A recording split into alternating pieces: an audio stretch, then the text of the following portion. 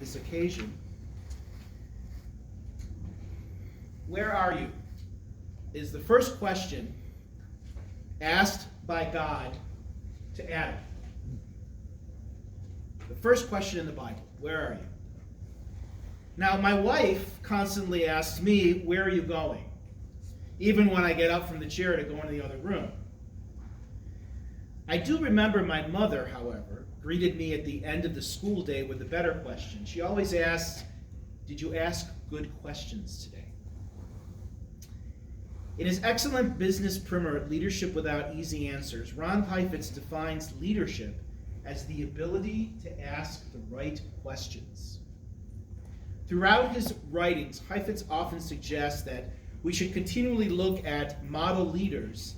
And since you are model leaders, and you've asked me to deliver a sermon today, I'm going to stick with what I know and talk about the first leader in the Bible. And his name was Abraham. So the question I want to address is why God chose Abraham to be the leader and the founder of two great nations, Islam and Judaism. The book of Genesis never tells us why God falls in love with Abraham. We don't know. Abe must have done something right. Here is one answer from the sources outside the Bible as it relates to all of us assembled here. There is a story of a man traveling to different towns, and he comes across a palace. Oh, so I'll translate. That's a 5-story stone residential structure. And the palace is burning. It's in flames. And Abraham asks the question if there's an owner at the palace. And if so, why is it burning down? Now, how many of us over the course of our careers have come across a scene like this, a burning building, and asked dispatch that very same question? Where's the owner? Can you find the owner? Can you call him? Can you make the owner come to the scene, right? Bet you never knew that incident command originated with Abraham in the Bible.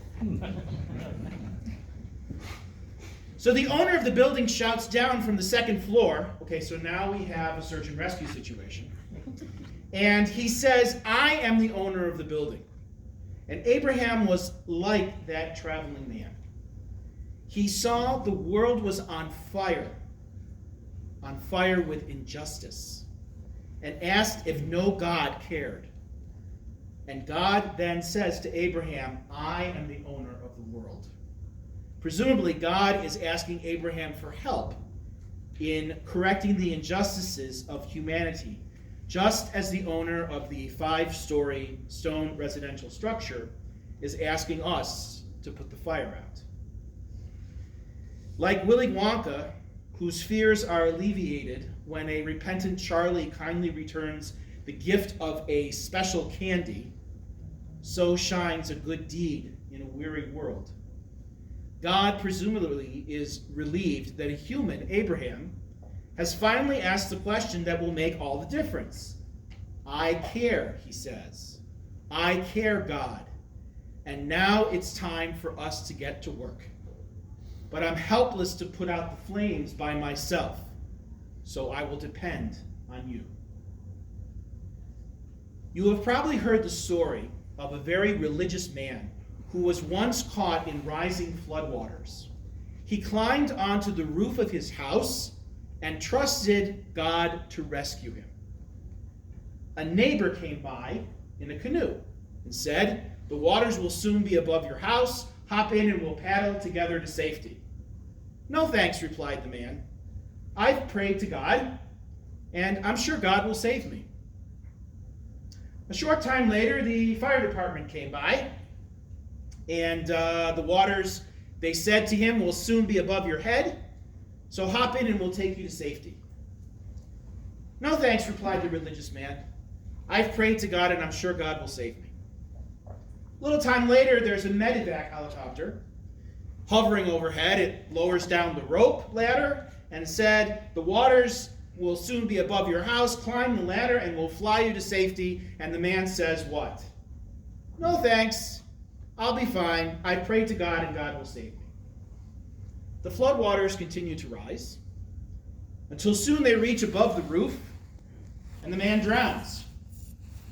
When he arrives at heaven, he demands an audience with God. Ushered into God's throne room, he said, Lord, why am I here in heaven? I prayed for you to save me. I trusted you to save me from that flood. Yes, you did, my child, replied the Lord. And I sent you a canoe, a boat, and a helicopter.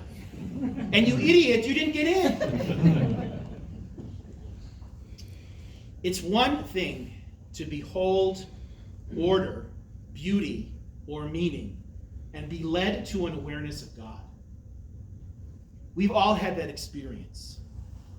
But to behold a palace in flames, or a rollover MVC, or a drug overdose, or a child drowning, or floodwaters rising, and thereby be led to God?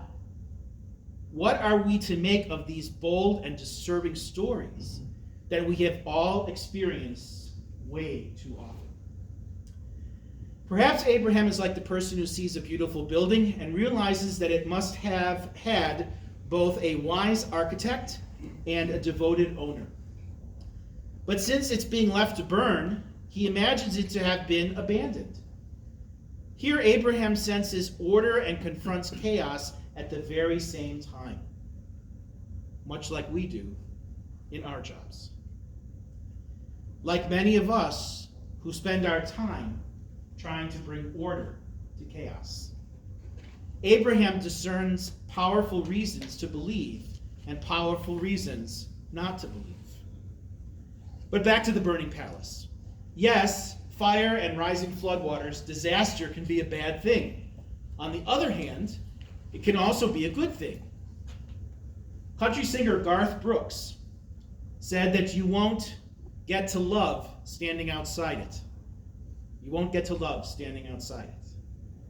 And who could forget Atticus Finch, who said, if you can learn a simple trick, Scout, you'll get along a lot better with all kinds of folks. You never really understand a person until you consider things from his point of view, until you climb inside her skin and walk around in it. They are all correct. There are those who sense the ultimate questions in moments of wonder, in moments of joy. And there are those, I would suggest, people like us, who sense the ultimate question in moments of horror, in moments of despair. It is both the grandeur and the misery of living that makes each of us sensitive to that ultimate question. The world is in flames, consumed by evil. Is it possible that there's no one who cares? Perhaps the first basis of Abraham's greatness is precisely his refusal to look away from the flames. Rather, Abraham, like all of us, stares at the flames and asks a series of questions.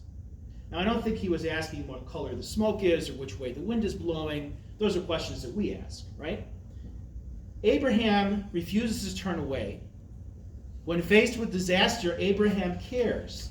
Is it possible that there is this world where no one is available to look after it? Abraham's question is at heart also a protest, a cry to anyone who will listen that the world is burning and someone needs to own it, to put out the fire, to fix it. Then that very protest itself can be said to reveal a deep and abiding sense that things in this world are meant to be otherwise. And sometimes someone must stand up and change things for the better. And that is where you and I share a joint mission. The insistence that the world is not yet the world as it must be, as it is in some ultimate way intended to be, is itself a manifestation of our profession and our faith. Lord Jonathan Sacks, a rabbi who is in London, suggests that our story of Abraham and the fiery palace and the moral protest that underlies it is the very starting point of most faith communities. Belief and faith, he insists, begins not in wonder that the world is, but in protest that the world is not as it ought to be. It is in that cry, that sacred discontent, that Abraham's journey and our journeys begin. The Catholic essayist Chesterton made this point eloquently. What we need is not the cold acceptance of a world as a compromise, but some way in which we can heartily hate and heartily love it. We do not want joy and anger to neutralize each other.